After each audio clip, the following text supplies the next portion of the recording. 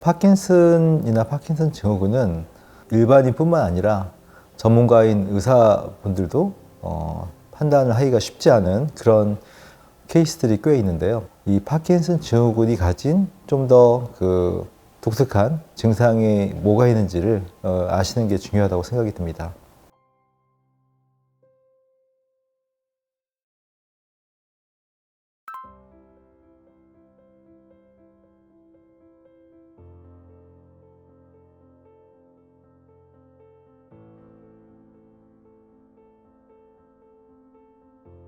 파킨슨 증후군은 파킨슨병과 증상은 유사하지만 그 발병 기전이 좀 다른 병이라고 볼 수가 있습니다. 파킨슨병은 우리가 뇌에서 도파민의 분비가 부족해지면서 전체적으로 도파민의 부족에 의해서 나타나는 그런 증상이라고 볼 수가 있는데, 그에 반해서 파킨슨 증후군은 그런 도파민의 그 분비 저하가 뚜렷지 않아요. 펫CT라는 그런 영상 장비로 검사를 했을 때 문제가 드러나지 않기 때문에 도파민의 저하라는 그런 어떤 발병 메커니즘이 명확치가 않은 증상은 파킨슨병과 유사한 그런 일련의 그룹들 갖다가 통틀어서 파킨슨 증후군이라고 합니다.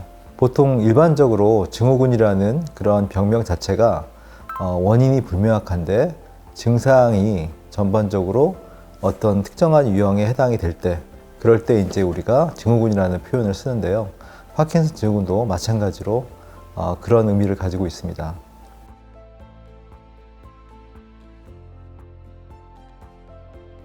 펫CT나 MRI 같은 영상 장비를 통해서 뇌질환에 대한 그런 이제 검사를 하는 경우가 많은데, 파킨슨이나 파킨슨 증후군은 그런 영상에 의한 진단도 의미가 있지만 보다 중요한 건 증상에 의한 진단이 좀 더 명확하다고 볼 수가 있습니다. 그래서 파킨슨병과 파킨슨 증후군 간의 어떤 차이도 영상의학적인 차이가 있긴 하지만 증상에 대한 차이가 좀 더 있기 때문에 그 부분을 가지고서 우리가 확인을 하는 것이 1차적으로 의미가 있고요.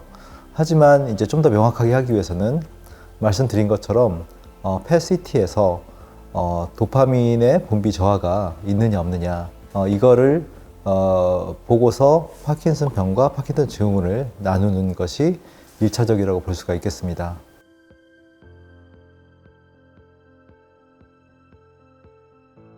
네, 아무래도 혼동하기가 쉽습니다. 그게 사실은 우리 일반인뿐만 아니라 전문가인 의사분들도 판단을 하기가 쉽지 않은 그런 케이스들이 꽤 있는데요. 그래서 처음에는 파킨슨병으로 진단을 했다가 나중에 이렇게 치료 과정에서 뭐 도파민제가 잘 안 된다거나 증상이 좀 더 이렇게 다양해진다거나 하는 과정에서 뒤늦게 파킨슨 증후군으로 진단명을 바꾸는 경우도 있고요. 또 파킨슨병과 파킨슨 증후군이 이렇게 혼재되어 있는 경우도 있습니다.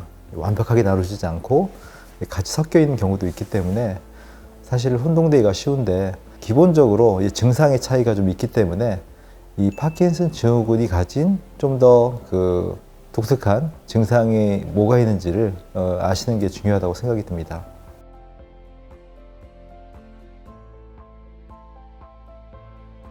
네, 파킨슨 증후군이 파킨슨병과 유사한 증상을 가졌기 때문에 그런 질병의 메커니즘이 정확치 않기 때문에 증후군이라는 용어를 썼다고 하지만, 넓은 의미에서는 파킨슨병과 증상이 큰 틀에선 유사하지만 뭔가 분명한 차이점이 있긴 한데요. 그 차이점이 가장 대표적인 것은 보행장애의 성격입니다. 파킨슨병은 보통 이제 편측에서의 서동이 시작이 되기 때문에 한쪽 다리를 끌면서 시작이 되기 쉽고, 그러면서 이제 종종 걸음을 치게 되고, 그러다가 이제 넘어지게 되는데, 그에 반해서 파킨슨 증후군은 좀 편측 성향이 좀 적습니다. 그래서 좀 양측으로 나타나기가 쉽고 균형을 잘 못 잡아서 그러다 보니까 자꾸 비틀거려서 넘어지는 그런 것이 가장 좀 근본적인 파킨슨병과의 어떤 차이가 있는 어떤 보행장애의 특성이고요. 자율신경계 쪽에 그런 문제들이 좀 더 진행이 빠르기 때문에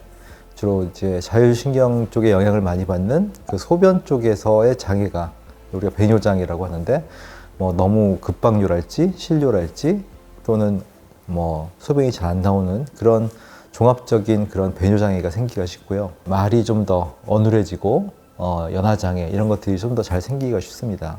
좀 전반적으로 파킨슨병이 허동, 경직, 떨림 이런 식의 어떤 운동성의 증상이 좀 뚜렷하다고 한다면 상대적으로 파킨슨 증후군은 약간의 특성의 차이도 있으면서 좀 폭이 좀 넓은 증상의 다양성이 좀 넓다 이렇게 볼 수가 있겠습니다.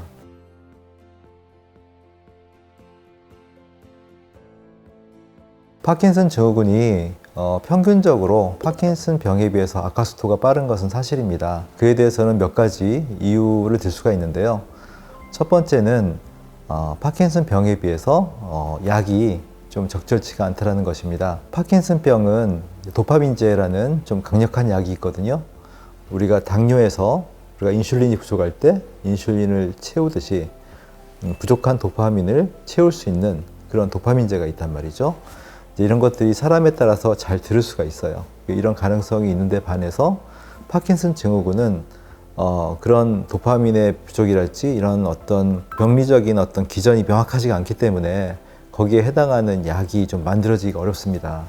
그러다 보니까 약이 없어서 더 대응을 못해서 악화 속도를 제어하지 못하기 때문에 악화 속도가 빨라지는 면이 있고요. 이런 증상의 특성상 결국은 운동을 꾸준히 해줘야만 몸의 운동 기능을 유지할 수가 있는데 파킨슨 병에 비해서 파킨슨 증후군이 보행 장애의 성격이 좀 더 안 좋습니다. 파킨슨 병의 종종 걸음에 비해서 파킨슨 증후군의 비틀거림 이것이 좀 더 잘 넘어지기가 쉽기 때문에 그래서 더 좀 빠른 시기에 어떤 운동을 충분히 할 수 있는 그런 능력을 잃게 되고 그러면서 운동량이 떨어지면서 생기는 그런 악화의 부분이 있고요. 마지막으로는 파킨슨 증후군이 파킨슨 병에 비해서 좀 더 이 비운동성 증상이 좀 더 뚜렷하거든요.